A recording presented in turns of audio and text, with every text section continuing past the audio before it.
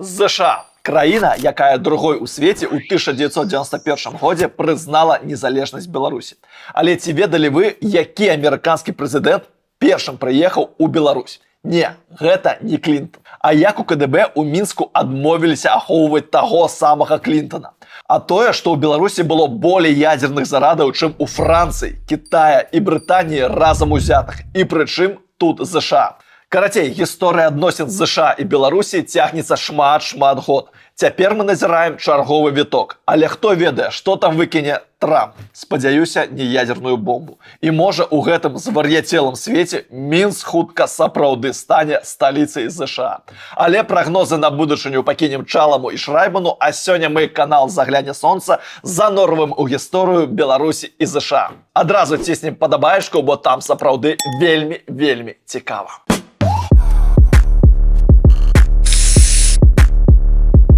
Дыктатура долара, дыктатура сволачы, сатаністы ў Вашынгтоне ядуць пацукоў, амерыканскім вайскоўцам ужыўляюць у галаву чыпы. Што толькі не нагадывала афіцыйная прапаганда пра Амерыку за апошнія 30 год. Як вы зразумелі, дафіга ўсяго. Але наіўна было б глядзець на ўсе гэтыя працэсы ў святле паслядоўнага антыамерыканізму. Бо той антыамерыканізм акурат не быў паслядоўным. А стасункі паміж Беларусю і США выглядаюць дзіўна, часта парадаксальна. Яшчэ да Клінтона, Буша, а тым больш да Трампа ў 20-х гадах Штаты дапамагалі Беларусі. БССР. Гаворка пра так званую місію АРА у Мінску. American Relief Administration. У 1921-1923 годах амерыканцы чыста з добраачынных матываў замуцілі ў БССР гуманітарную місію. Для барацьбы з голадам штодня кармілі тысячы дзяцей, вазілі адзежу і абутак і гэтак далей. Гэта быў план Гувера па дапамозе Еўропе агулам. Але калі па заходні бок рыжскай мяжы у Гродні, напрыклад, была вуліца імя Гувера, то у БССР пра дапамогу паспяхова забылі. У 1923 місію АРА выперлі савецкай тэрыторыі, не сказаўшы дзякуй, і ўсё. Добра, хоць не асудзілі за шпіянаж. Усё гэта паўтарылася пасля другой сусветнай, у 1946-1947. Толькі місія называлась ЮНРА. Амерыканец Рычард Скандрет, удзельнік той місіі, калі прыбыў у разбураны Мінск, проста афігеў. Бо нідзе, нават у Варшаве, не бачыў такіх разбурэнняў і беднасці. Місія мела сядзібу ў Лошадскім парку, а адна з яе удзельніцаў, 25гадовая Рут Уоллер, засталася ў Беларусі назаўжды. Яе магілу і сёння можна знайсці на вайсковых могілках у Мінску. Што рабіла місія? За няпоўныя 2 гады дапамога БССР склала $60 мільёнаў. У пераліку на сёння дадавайце нолік – 600 мільёнаў. Лічбы сапраўды ўражваюць. Хто ведае, можа яшчэ ў той час у беларускім ДНК пачаў з'яўляцца пунцік – захоўваць грашовыя накапленні ў доларах. Але ў той час было не да жарцікаў. У Беларусь гналі ўсё. Ад тушонкі і адзежы да бульдозераў і тэхнікі для вытворчасці пеніцыліну, каб сабраць лінію на заводзе медпрэпарату. Паспрабуйце сабе ўявіць. 72 тысячы пар дзіцячых боцікаў. Столькі акурат сюды затарабанілі амерыканцы для беларускіх сірот пасля вайны. І зноў ніхто не сказаў дзякуй. Выперлі і ўсе згадкі пра тую амерыканскую дапамогу сцёрліся, бо ўжо ішла халодная вайна. І пра такое нельга пісаць. А вось казаць паміж сабой можна. Людзі яшчэ доўга хадзілі ў прыбіральні, скалошаныя са скрыню з англамоўнымі надпісамі, а банкі ад амерыканскай тушонкі выкарыстоўвалі ў побыце. Цяпер разумею чаму, бо ў маім дзяцінстве бабуля недзе раздабыла шкляную бутэльку ад кока-колы і чамусьці яе не выкідывала. Наадварот, яна стаяла на видным месцы, бо ў гаспадарцы ўсё прыдасца. І уявіце сабе, мая бабуля надзявала на гэтую бутэльку шкарпэткі, калі надыходзіў час іх зашываць. Бо так было зручна. Шкарпэткі мы ўжо не заношваем, у тым ліку дзякуючы вашай падтрымцы. Дзякуй усім супацёрам канала «Загляне сонца», бо менавіта вы робіце так, каб наш праект існаваў. На жаль, пакуль у Беларусі нельга дапамагаць нашаму каналу, але менавіта вы робіце так, каб у людзей унутры краіны была магчымасць пабачыць незалежны погляд на сваю гісторыю. Вы дапамагаеце беларусам амаль так жа добраачынна, як амерыканцы напрыканцы мінулага стагоддзя. Вы топ. Калі у вас ёсць жаданне і магчымасць дапамагчы нашай працы, усе адпаведныя спасылкі ў апісанні гэтага відоса. Проста дзякуй.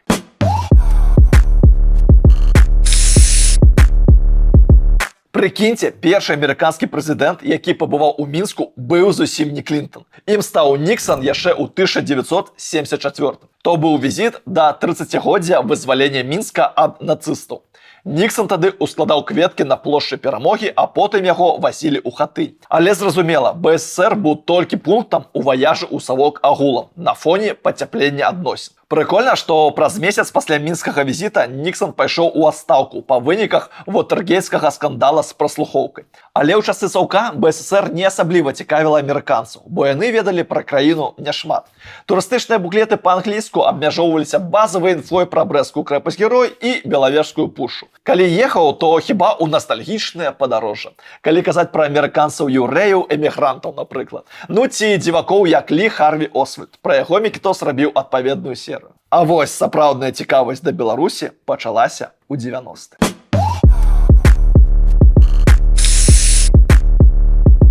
Так, пра 90-е крыху пазней, а пакуль я узгадаю сваю першую журналісцкую спецыялізацыю, па якой я футбаліст. Тым больш, што гэтым летам адбудзецца чэмпіянат свету па футболе, які пройдзе ў Канадзе, Мексіцы і США. Чэмпіянат свету – галоўны івент чатырохходкі. А сачыць за ўсімі падзеямі гэтага турніру зручней за ўсё ў мабільным дадатку tribuna.com. Па-першае, можна рабіць гэта па-беларуску. Tribuna.com – першае спартовае медыа на беларускай мове. Па-другое, у дадатку самыя аператыўныя пуш-паведамленні, і вы 100% не прапусціце вынікі гульняў ці навіны пра рэкорды Месі ці Крыштыану Роналду. Па-трэцяе, у дадатку шмат футбольнай статыстыкі і цікавостак на аснове штучнага інтэлекту. Па-чацвёртае, крута падтрымліваць беларусаў не толькі таму, што гэта беларускае, а таму, што гэта вельмі якасна зроблены прадукт. Таму спасылку на мабільны дадатак Трыбуны я пакінуў у апісанні відоса. Але, калі вы знаходзіце ў Беларусі, то ў першую чаргу дбайце пра сваю бяспеку. Так, з футболам скончылі, таму вяртаемся да гісторыі.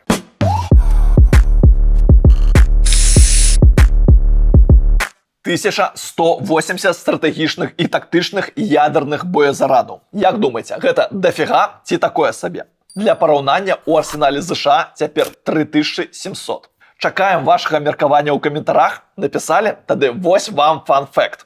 Першая лічба 1180 – гэта наш беларускі ядерны арсенал пачатку 90-х. Пасля распаду Саўка Беларусь нечакана для сябе і для ўсяго свету стала не слабой такой ядернай дзяржавай. Здарылася гэта крыху выпадкова, бо Савецкі Саюз усё гэта дабро збіраў на заходніх рубяжах, а Беларусь была западным выступам на мове вайскоўцаў. І што з гэтым усім рабіць? Нагадаю, што беларусы мірныя людзі, асабліва пасля Чарнобыля. Паглядзіце адпаведны ролік на гэтую тэму. Не вельмі хацелі мець справу з такім скарбам. Магчыма, акурат у гэтым сакрэт такой увагі ЗША да нас у пачатку 90-х. Вашынгтон другім у свеце пасля Кіева прызнаў незалежнасць Беларусі 25 снежня 1991. Праз месяц амерыканская амбасада запрацавала ў Мінску, а наша ў ЗША. З 1993 адрас нязменны 1619 Нью-Хэмпшыр-авеню. Дарэчы, з 1997 па 2002 там працаваў Валер Цыпкала, бо быў амбасадарам Беларусі ў ЗША. Дык вось, у 1992 Беларусь падпісала Лісабонскія пагадненні, адмову ад ядернай мілітарнай спадчыны, з абавязкам вывезці ў Расію ўсе ракеты, дзе іх утылізуюць. Апошнія ракеты вывезлі ў 1996. І наша краіна стала першай у СНД, якая выканала па гадзінніку Кавеліна-Хуйліна ўсе ўмовы. Вось яна, беларуская пунктуальнасць. На той момант гэта падавалася адзіным правільным рашэннем. Ну а зараз вы можете паспрачацца ў каментарах. Ядерка ў Беларусі гэта норм ці стром?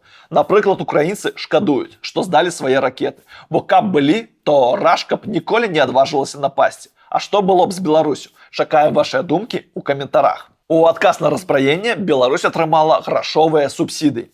Плюс дамы для вайскоўцаў, якія засталіся без працы. Бо яны тыя ракеты абслугоўвалі. Ну і вось на фоне ўсяго гэтага Шушкевіч пагнаў у ЗША знаёміцца з Клінтонам і запрасіў яго з візітам у адказ у Беларусь, а той узяў і пагадзіўся. Прычым гэта студзень 1994. І тут важна чыста палітычна.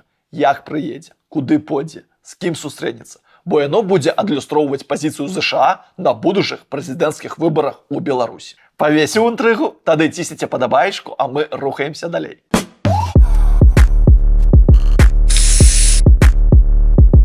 Адзін дзень ад світанку да захаду. З 10:30 до 18:30 роўна столькі прабыў Клінтон у Беларусі. Рэальна з улікам пераезду 6 чыстых гадзін. Клінтон прыехаў не адзін, а з жонкай Хілары і дачкой Чэлсі. Апошняя не хацела выходзіць з самалёта, што пераўтварылася ў канфуз. Самалёт прыляцеў, а ніхто не выходзіць. Уяўляю сабе твары чыноўнікаў, якія сустракалі дэлегацыю ў той момант. Клінтона сустрэў Шушкевіч. Яны паехалі ў парламент пасля да стэлы на плошчы Перамогі ускладваць кветкі. Быў таксама заезд у Акадэмію навук. Клінтона ўразіла тое, што шмат моладзі там не карысталася навушнікамі для перакладу, ведала англійскую мову. Ну і тэатр оперы і балета на Карміну Бурану. Але галоўная інтрыга візіту была такой. Ці паедзе 42-й прэзідэнт США ў Курапаты. Кебіш і посткамуністы хацелі заменіць Курапаты на курган славы. А КДБ заявіў, што ехаць у Курапаты немагчыма, бо на шляху могуць быць снайперы. І камітэт не гарантуе бяспекі Клінтона. Гучыць як пасхалачка да Лі Харві Освальда. Амерыканцы паржалі і паехалі. Кантэкст, зразумела, быў палітычны, бо Курапаты – гэта сустрэча з пазняком, які раскажа пра сталінскія злачынствы. Той так і зрабіў, дадаўшы яшчэ порцыю русафобіі. Клінтону гэта было нязвыкла, бо Расія на той час падавалася дэмакратычнай і прагрэсіўнай. Так, ужо тады пазняк як у ваду глядзеў. З таго візіту ў Курапатах засталася лаўка Клінтона. Гэта не значыць, што ён там на ёй сядзеў. Гэта такая традыцыя амерыканскіх прэзідэнтаў – дарыць лаўкі. Пра тое, што стала з каменнай лаўкай помнікам, Мікіта расказваў у серыі пра Курапаты. Абавязкова паглядзіце. Але давайте крыху майго улюблённага бэкстэйджа з прыезду Клінтона. Група падтрымкі прэзідэнта ў той кароткай паездцы заняла ажно 2 паверхі ў гасцініцы «Планета». Быў нават спецыяльны чэл, які ў Курапатах пасыпаў сцежку пяском, каб Клінтон не паслізнуўся. А вось ад абедаў і наогул ежы амерыканцы адмовіліся, елі свае сабойкі. Чаму? Бо, як пішуць, страшэнна баяліся радыяцыі. Дарэчы, у ЗША велічэзная беларуская дыаспара. Калі вы глядзіце нас, чарканіце, што ўвогуле амерыканцы ведаюць пра Беларусь і беларусаў. Цікава будзе пачытаць. Ну і яшчэ з прыколаў таго ваяжу. На такім узроўні заўжды працуе служба пратакола, а значыць падарункі. Шушкевіч падарыў Ніксону бел-чырвона-белы пісьмовы набор са шкла. Твор мастацтва. Клінтон Шушкевічу эксклюзіўную калоду карт. А той сапраўды збіраў карты і меў пад 600 калод. Цікава, які лёс гэтай калекцыі. Сумняваюся, што Шушкевіч паказваў усім гэтыя карты са словамі «Вось адсюль амерыканцы рыхтавалі на нас напад». Ну і карацей, у прыцемках Клінтон са світай пакінуў Беларусь, каб ніколі туды не вярнуцца. Для Шушкевіча на той момант гэта быў сапраўдны трыумф і апошні геапалітычны мегапоспех яго эры, бо яго зусім хутка скінуць з пасады за нібыта скрадзеную скрыню цвікоў. Пра тую скрыню падмітусіўся Лукашенка, адзіны амбітны палітык, з якім Клінтон у той паездцы не сустрэўся.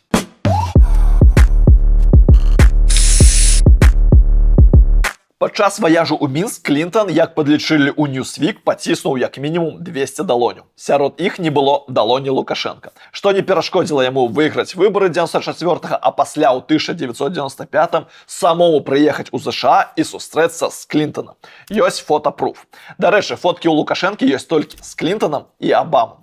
І самае прыкольнае, што АГЛ у сваёй манеры з Клінтонам заігрываў. Казаў пра роднасць душ, бо яны, тыпу абодва, выхадцы з простага народу. А галоўнае, абяцаў яму працаўладкаванне ў новастворанай на пару з Ельцинам саюзнай дзяржаве. Тырада стала мемам. Я Ельцину говорю: слушай, Борис, давай ему предложим должность. В союзное государство возьмем руководителем. У Беларусі кіраваць Клінтону чамусьці не прапаноўвалі, бо той, маўляў, не пацягнуў бы аграрны сектар. Калі амерыканскаму прэзідэнту ўсё гэта пераклалі, ён доўга смяяўся, а Лукашенка пачаў называць яго амаль сябрам, пачці друг. Пачці друг скончыўся пазней, падчас вайны ў Югаславіі. Тады ўжо Лукашенка казаў пра дэмакратызацыю праз бомбы. Маўляў, на Балканах ЗША толькі спрабуе свае сілы, а пасля і ўсім астатнім гамон. Новым сябрам стаў Мілошавіч, без усялякіх амаль, але гэта будзе пазней. Пакуль жа ЗША і Беларусь у цудоўных стасунках. Беларусы штурмуюць амерыканскую амбасаду на прадмет візаў і опцыю выезду, бо гэта мара з'ехаць у ЗША. Пасля, у ноч з 9 на 10 снежня 1996 штурмуюць Макдональдс на праспекце Скарыны, на Бангалор і праспекце Дзяржынскага. Макдак адкрываюць як музей вялікай айчыннай вайны з вайсковым аркестрам. Беларусь стала 100-й краінай, дзе з'явіўся Макдональдс, раней, чым у Кіеве. Потым гэта месца стане мекай для школьнікаў з перыферыі, якія ездзілі на экскурсіі ў Мінск. Цісняце падабайку, калі таксама ганялі на экскурсіі ў сталіцу толькі дзеля мака.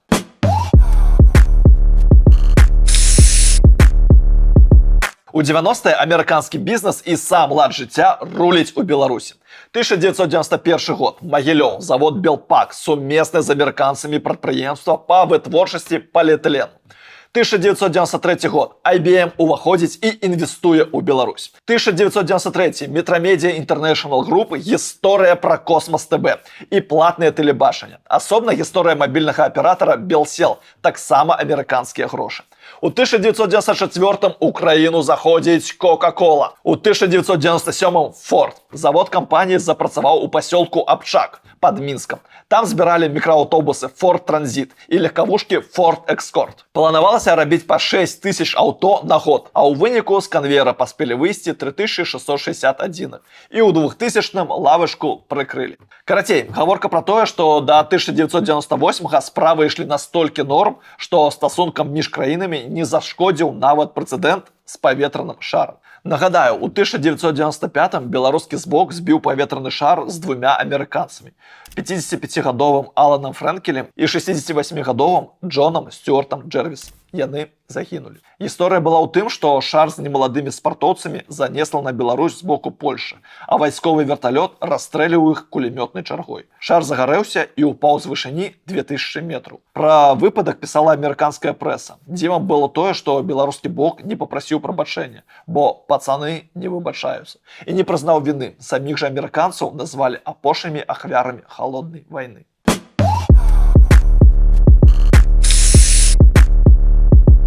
Але ў 1998 справы паміж Беларусю і ЗША пайшлі па адным месцы. Усё пачалося з высялення замежных амбасадараў, у тым ліку амерыканскіх з Драздоў. Беларусы, напэўна, ўжо і забыліся, што там некалі былі амбасады, а не толькі катэджы Лукашэнкі і яго сяброў. Справа была такой. 22 красавіка 1998 Мікалай Бузон, намеснік міністра замежных справаў, выклікаў да сябе паслоў і папрасіў вызваліць рэзідэнцыі. Дыпламаты, канешне, сказалі «не», бо гэта парушае Венскую канвенцыю, якую Беларусь падпісвала. Пра недатыкальнасць амбасаду. Тэрыторыя амбасады раўно тэрыторыя краіны, якая недатыкальна, а агрэсія супраць амбасады раўно агрэсія супраць краіны. На той момант у Драздах жылі прадстаўнікі 22 амбасадаў, плюс Лукашенко, яго прэм'ер і старшыня палаты прадстаўнікоў. Лукашенко муляла, што ў Дразды ездзяць прадстаўнікі апазіцыі, у тое самае пасольства ЗША, а яшчэ амерыканцы нібыта яго праслухоўваюць. Ну і можа яшчэ апраменьваюць чым-небудзь. Усей праўды мы не даведаемся, але паслам далі час на высяленне да лета. А за гэты час адключылі ваду, электрычнасць, вырубілі тэлефон, дарогу перакапалі. Ох, як жа гэта мярзотна. Скандал, які выставіў Лукашэнку на ўвесь свет, мякка кажучы, экзальтаваным палітыкам. Паслоў урэшце выкінулі, а Лукашенко аб'явіў Дразды дзярж уласнасцю, без аглядкі на тое, што ў рамонт рэзідэнцыі былі ўкладзены немалыя і зусім не беларускія грошы. Скандал, які каштаваў Беларусі першых санкцый з боку ЗША і Еўрасаюза.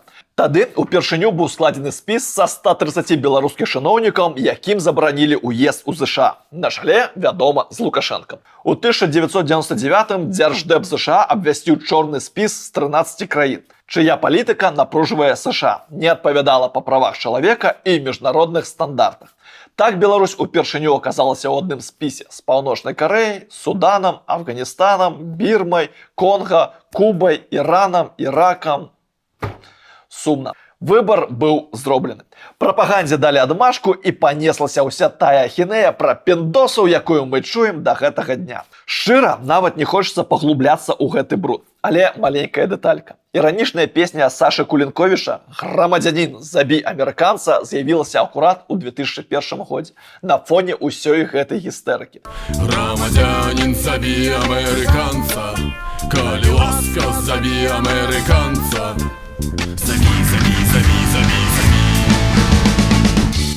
Дарэчы, абавязкова паглядзіце выпуск Сашы Чарнухі пра нейрадзюбель. Там вельмі кранальна.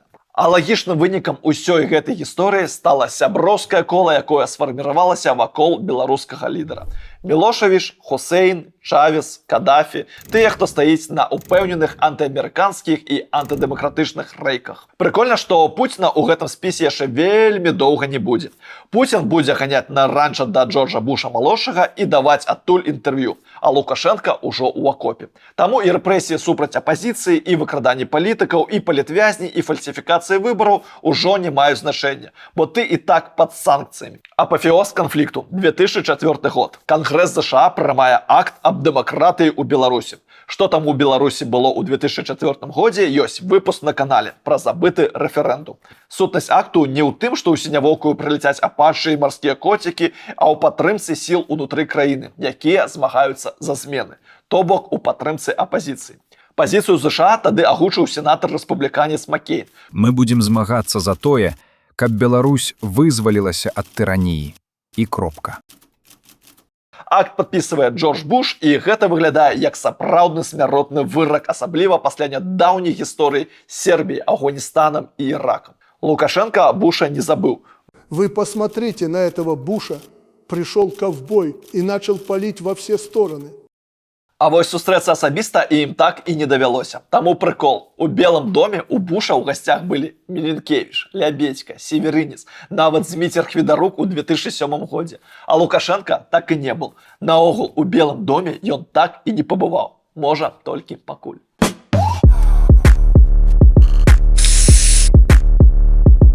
Дальнейшие адносіны афіцыйнага Мінска і Вашынгтона нагадваюць серыял, дзе паводле закону драматургіі драма суседнічае з камедыяй.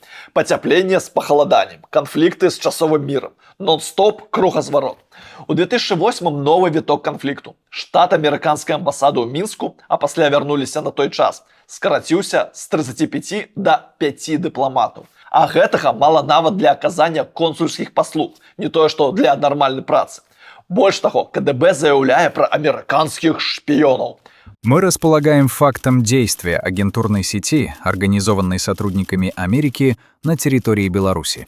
Паводле старшыні КДБ Жадобіна, амерыканцы влезлі в чужой монастырь со сваім уставам. Але ў тым жа годзе Лукашенко просіць у США 5 мільярдаў долараў, дадаючы. Думаю, что 5 миллиардов долларов для них это не проблема. Нагадвае нейкі дзіўны шантаж. З 2026 здаецца, што нічога новага. Але ў тым жа 2008 амерыканцы перастаюць выдаваць у Мінску візы. За візамі беларусам трэба звяртацца ў Расію, Украіну ці Польшу. І ўсё гэта круціцца па коле. Пацяпленне адносін, выбары, палітвязні, санкцыі, выкуп палітвязняў, пацяпленне адносін, выбары і гэтак далей. Прычым амерыканцы не могуць зразумець, чаму Мінск на іх крыўдзіцца. Бо ў іх сістэме каардынат, калі Беларусь падпісала дэкларацыю правоў чалавека, раўно дамову пра пэўныя нормы паводзіны свабоды, то трэба гэта выконваць. Мінск, у сваю чаргу, успрымае згадкі пра правы і свабоды як умяшэнне ва ўнутраныя справы. То бок, у сухім астатку ідэальная карціна для Лукашэнкі. Насамрэч, гэта зусім не антыамерыканізм, а сяброўства з США. Але пры ўмове, што там у Вашынгтоне будуць заплюшваць вочы на ўсе яго дзялішкі ўнутры краіны. Таму і да кожнага чарговага прэзідэнта ён спрабаваў падабраць ключык. Бо як яшчэ разумець параўнанне самога сябе з Абамам?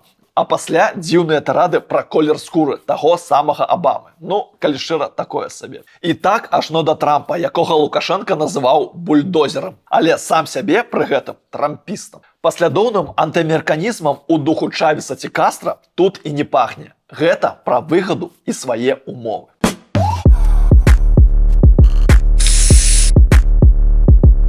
Пра што гэта гісторыя? Пра добры старт. У 90-е быў пакладзены сур'ёзны фундамент для супрацы між Мінскам і Вашынгтонам. Штаты запроста маглі б зрабіць стаўку на Беларусь у рэгіёне, і ніякая Масква б гэтаму не перашкодзіла. Ёсць прыклад Тайваня, які гадамі існуе пад брухам Китая пад амерыканскім парасонам. Ці прыклад Паўднёвай Карэі, але сталася па-іншаму. Мне здаецца, галоўнае ў гэтай гісторыі антыамерыканізм у Беларусі, у адрозненні ад Расіі ці кіраўнікоў Лацінскай Амерыкі, гэта не народная ідэалогія, а штучная сітуатыўная канструкцыя з тэлевізара ад вядучых па выкліку. І гэты момант усё ж дае надзею на будучыню.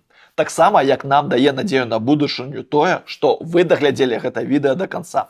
Гэта ўжо цудоўная адзнака нашай працы. Калі ёсць магчымасць, то падтрымайце наш сапраўды народны праект фінансамі. Усе адпаведныя спасылкі ёсць у апісанні відоса.